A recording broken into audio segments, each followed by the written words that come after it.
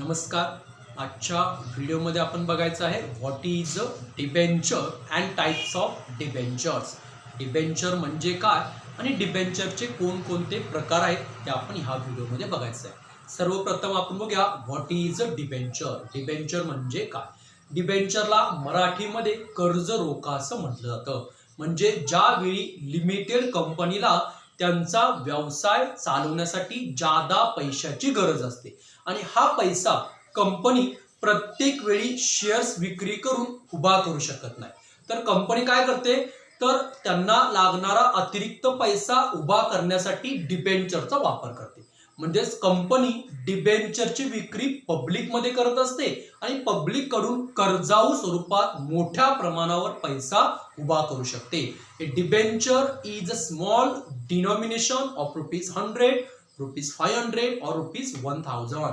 म्हणजे एका डिबेंचरची व्हॅल्यू ही ₹100, ₹500 किंवा ₹1000 ह्या प्रमाणामध्ये असते. त्यामुळे ते छोट्या व्हॅल्यूचे डिबेंचर्स पब्लिक खरेदी करू शकतात आणि कंपनी मोठ्या प्रमाणावर डिबेंचरची विक्री करून कर्जाऊ स्वरूपात रक्कम गोळा करू शकते आणि ह्या रकमेवरती कंपनीला फिक्स दराने व्याज द्यावं लागतं.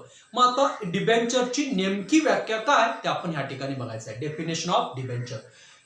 Debenture is a bond issued under section 1 of the Companies Act 1956. म्हणजे कंपनी कायदा 1956 सेक्शन 1 नुसार डिबेंचर हे एक प्रकारचं हमीपत्र आहे. It is an acknowledgement of debt due by the company. म्हणजे कंपनीनं घेतलेल्या कर्जासाठी ते दिलेलं एक प्रकारे कर्जाचं हमीपत्र असणार आहे.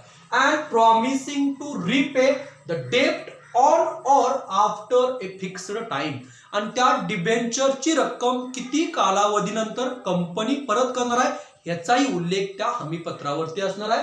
And to pay interest thereon at fixed rates. आणि त्या डिबेंचर्स वरती कंपनी किती दरानं फिक्स व्याज देणार आहे याचाही उल्लेख त्या हमीपत्रावरती असणार आहे.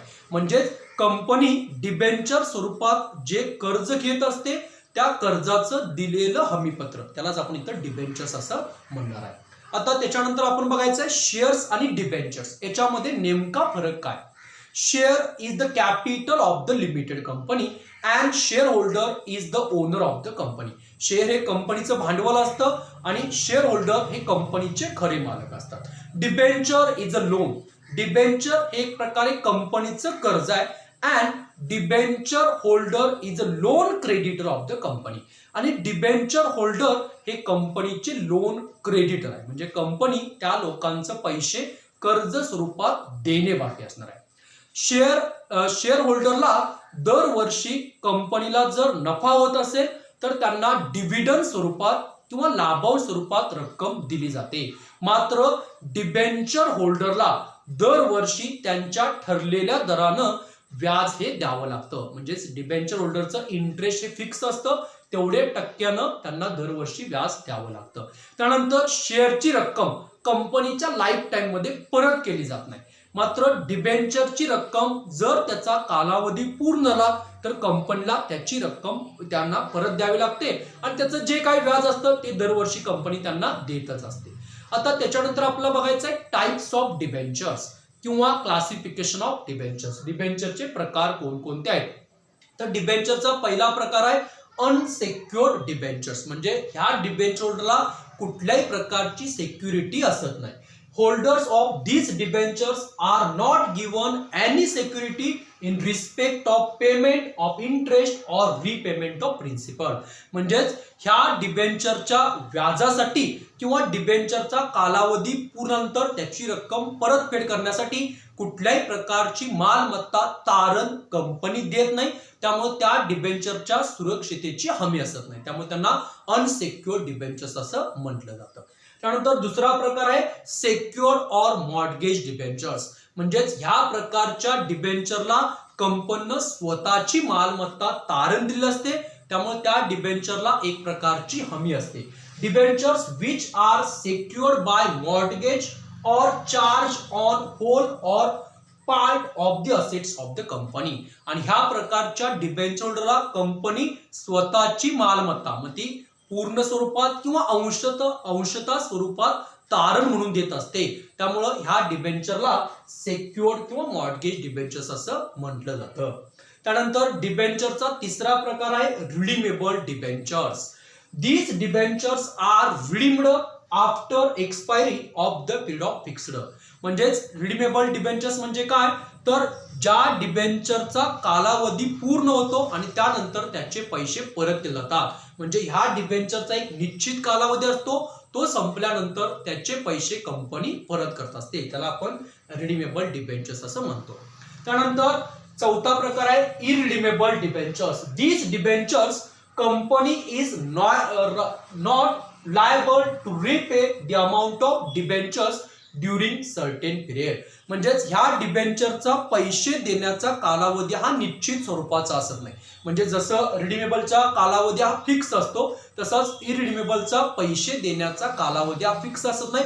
दरवर्षी कंपनी मात्र त्यांना ठराविक टक्के दरानं व्याज देत असते, मात्र त्यांचा पैसे परत करण्याचा कालावधी हा निश्चित स्वरूपाचा असत नाही. त्याच्यानंतरचा प्रकार आहे कन्व्हर्टिबल डिबेंचर्स.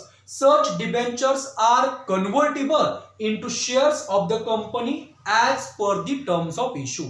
म्हणजेच ह्या प्रकारचे जे डिबेंचर्स असतात ह्यांचा ठराविक कालावधीनंतर शेअर्स मध्ये रूपांतर केलं जातं. म्हणजेच हे डिबेंचर्स त्यांचा ठराविक कालावधी पूर्णल्यानंतर त्याचे रूपांतर शेअर्स मध्ये त्या ठिकाणी केलं जातं. त्याच्यानंतर आहे non convertible debentures. Such debentures are not convertible into shares. म्हणजे ह्या प्रकारच्या डिबेंचरचं कधीही शेअर्स मध्ये रूपांतर होत नाही. नेक्स्ट आहे registered debentures. Such debentures are issued in the name of particular person and his name is recorded in the books of company as debentures. म्हणजे ह्या प्रकारचे जे डिबेंचर्स असतात हे डिबेंचर्स त्या पर्टिक्युलर व्यक्तीच्या नावानं दिले जातात आणि त्यांची नावं कंपनीच्या बुक्स मध्ये रेकॉर्ड असतात ॲज अ डिबेंचर होल्डर. त्याच्यानंतर आहे bearer debentures. The names of such debentures are not recorded in the register of debenture holder.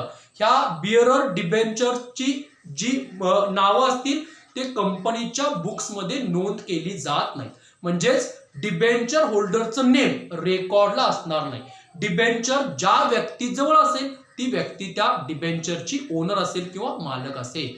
म्हणजेच ह्या व्हिडिओमध्ये आपण बघितलंय what is a debenture. Debenture म्हणजे काय आणि टाइप्स ऑफ डिबेंचर्स. डिबेंचरचे प्रकार कोणते किंवा क्लासिफिकेशन ऑफ डिबेंचर्स. डिबेंचरचं वर्गीकरण कशा प्रकारे केलं जातं. थँक्यू.